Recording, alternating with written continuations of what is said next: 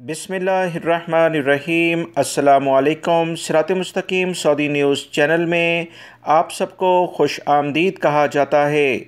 आज 13 अक्टूबर 2021 है। सऊदी वज़ारत सेहत की जानिब से वबाई मर्ज़ कोरोना से मुतल्लिका अहम तरीन रिपोर्ट जारी कर दी गई है, जिसमें बताया गया है कि पिछले 24 घंटों के दौरान 57 अफराद वबाई मर्ज़ कोरोना का शिकार हो चुके हैं और 44 अफराद सेहतियाब भी हुए हैं।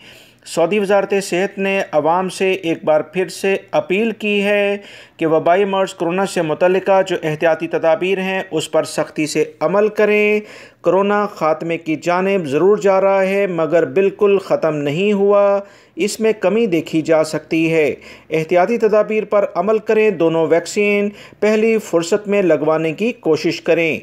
सऊदी वज़ारत सेहत की रिपोर्ट में मज़ीद जो इतलात आई उसके मुताबिक 2 अफराद कोरोना की वजह से पिछले 24 घंटों के दौरान इंतकाल भी कर गए हैं। इन्ना लिल्लाहि व इन्ना इलैहि राजिऊन। जबकि 111 अफराद की हालत काफ़ी ज़्यादा ख़राब है।